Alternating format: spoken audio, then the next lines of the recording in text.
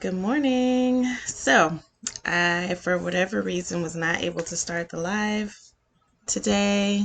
Um, so, I'm using my computer camera to go through the magic practice for the day, and I'm just going to load it to Facebook as a video if I'm able to do that.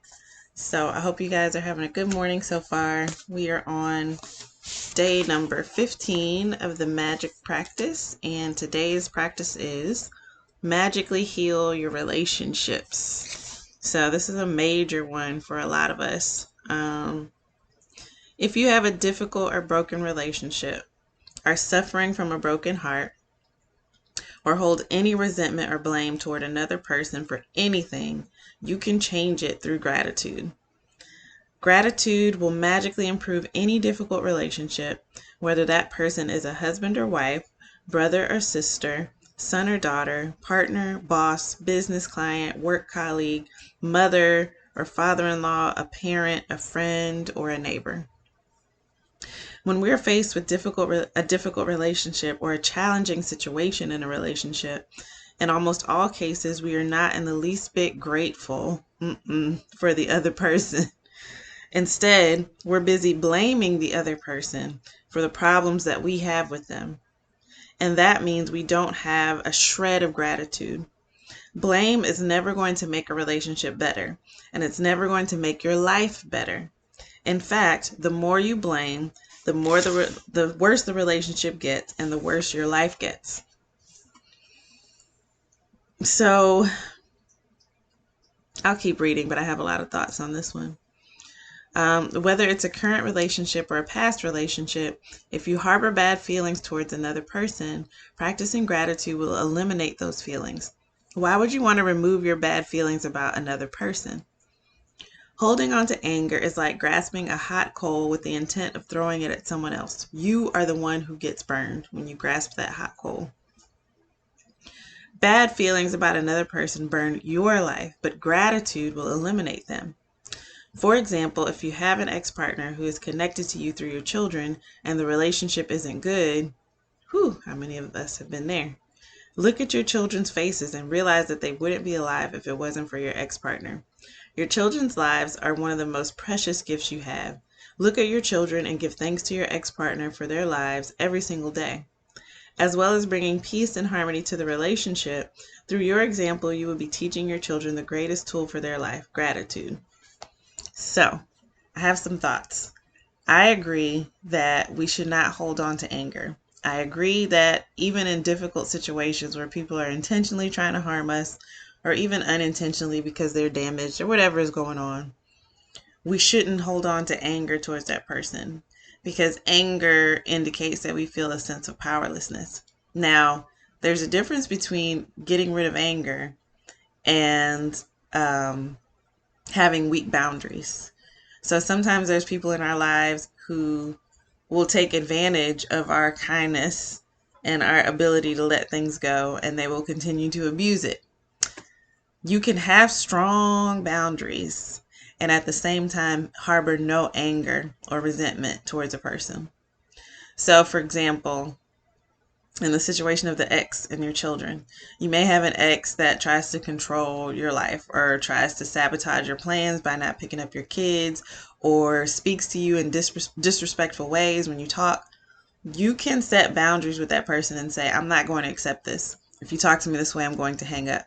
If you don't let me know by this day and time whether you're going to get the kids, I'm going to assume you're not coming and will not let you in if you show up.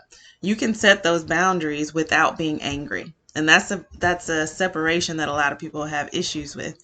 They don't know the difference between forgiving someone and letting go of your boundaries. You don't have actually keeping your boundaries strong and in place is the most effective way to move towards forgiveness. Because if your boundaries are strong and you're not allowing someone to impact your life in a negative way, then you can move towards the process of actually forgiving them and not hold any of that anger or not hold that hot coal in your hand. So there is a difference. You can even be very grateful for someone. You can be grateful for your ex for the reason, mentioned in the book. You wouldn't have your kids without them. You can be grateful for them, but still have very strong boundaries. when it comes to how you deal with them.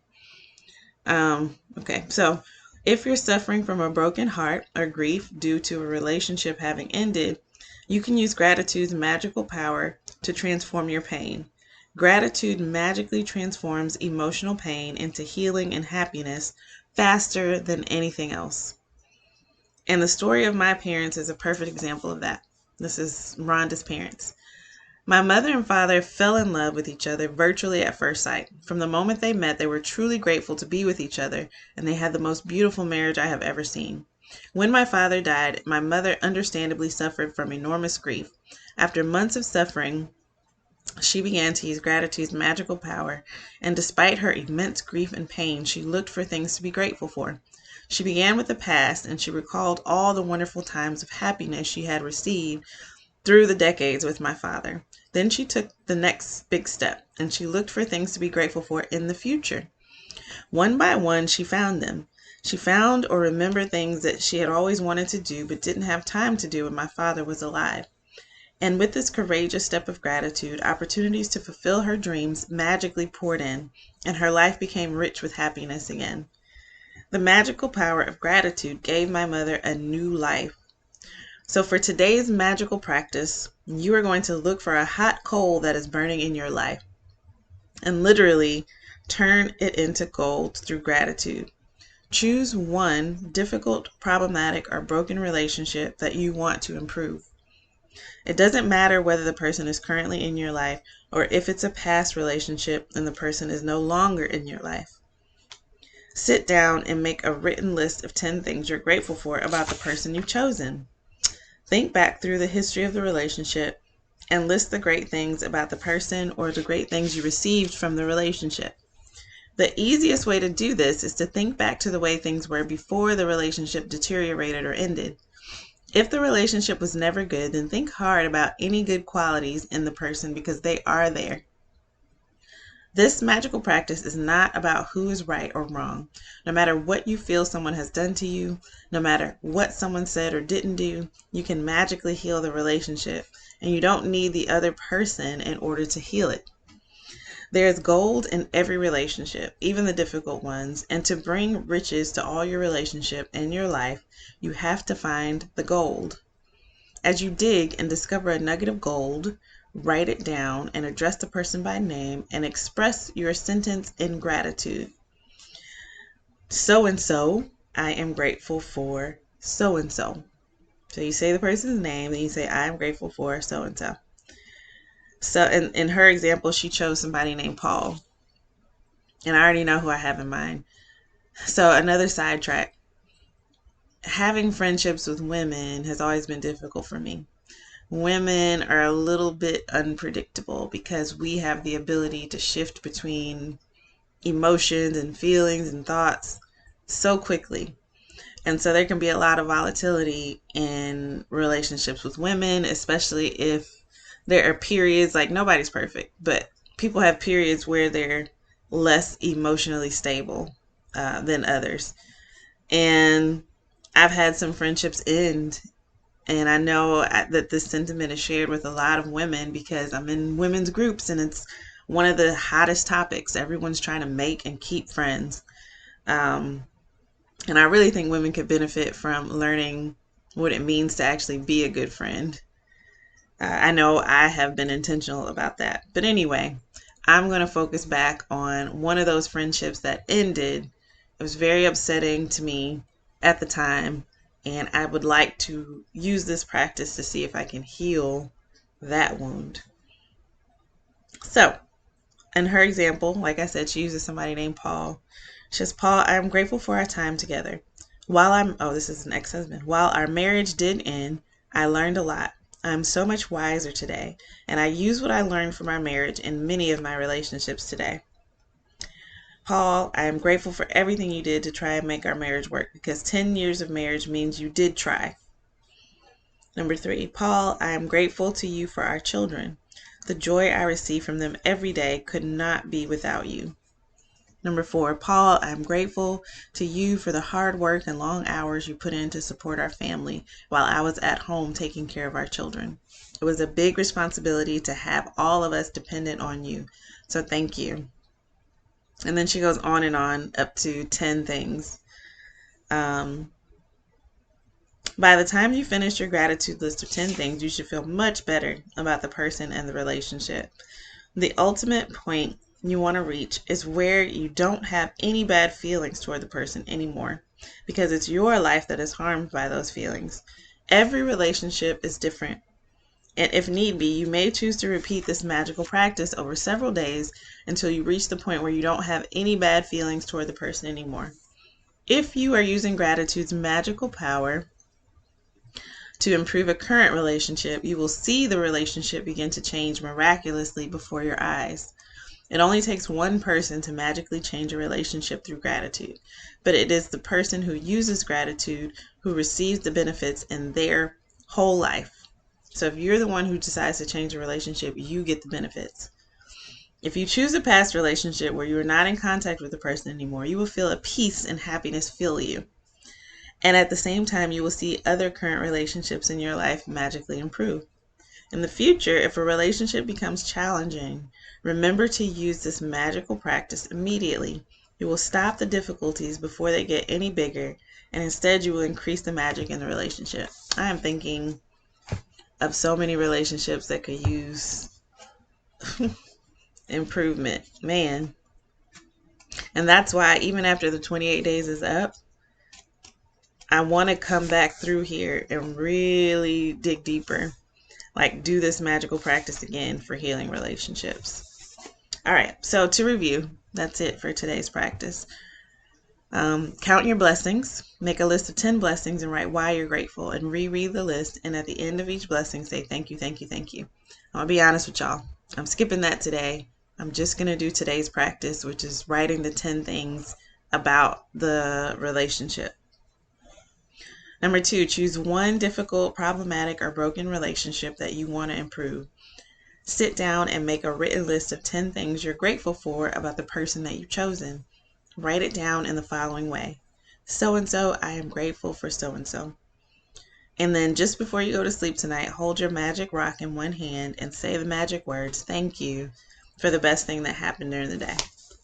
Okay, so I'm going to take the time as usual, even though this isn't live. When you watch this, you can join me. Get your journal and your pen. I'm sorry, I'm trying to keep looking at the camera, but I keep looking at the screen. You can get your journal and your pen. Choose your person if you want to do that. If you still want to do the everyday count your blessings, you can do that too.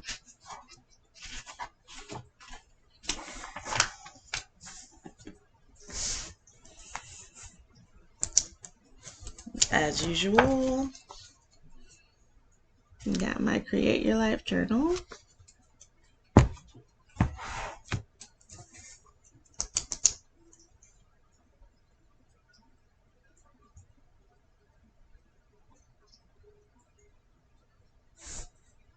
Today is December 16th. Man, time is flying. Y'all ready for Christmas?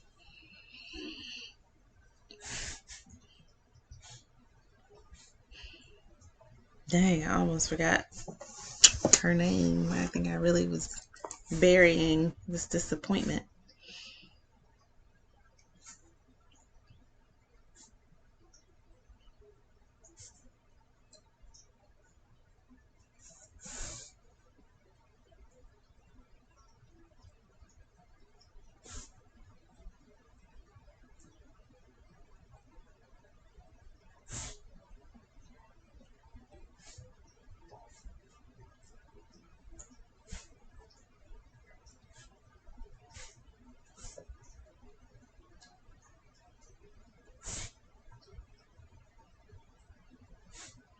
Ooh, already I feel better about this relationship.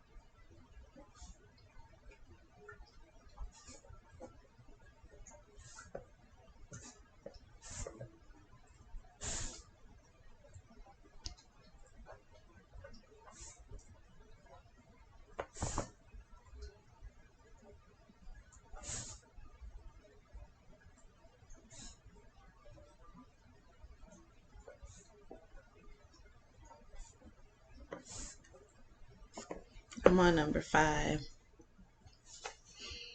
Another sidetrack. I think the reason why so many of us find it hard to let go of the harm that a person has caused us is because our brains naturally want to protect us from more harm. So if we were emotionally harmed by someone, we're afraid that if we forgive them or if we focus on the good, then we leave ourselves vulnerable to be harmed again. And like I said, that's why it's so important that to go along with this practice, you have strong boundaries, which come from basically loving yourself enough to say you're going to make yourself a priority in every situation. Whether the situation is good or bad, you keep your boundaries strong to protect your energy, to protect your space, to protect your resources, to protect your emotional health. So you can do all of that and still forgive, still let go. And, a lot of us don't really take responsibility for our participation in negative situations either, which makes it hard because we put it all on the other person and we say that person did this to me. And a lot of times those situations drag on, and that's where the pain comes from. But we have to take responsibility for not having appropriate boundaries in certain situations or for not taking care of ourselves properly in certain situations.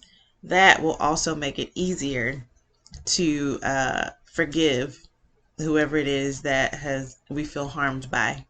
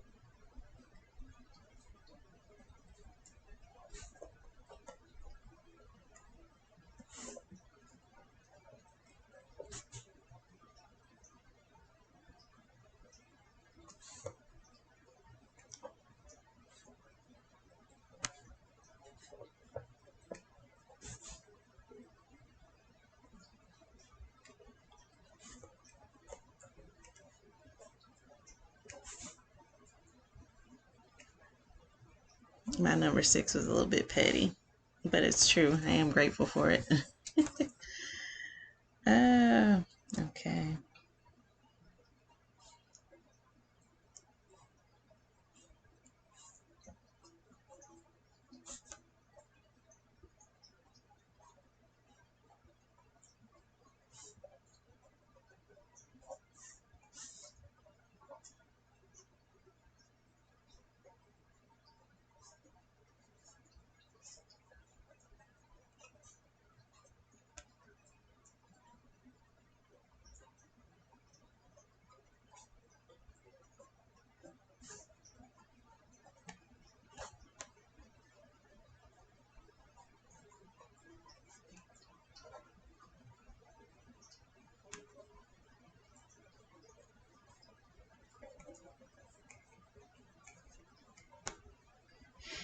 Okay.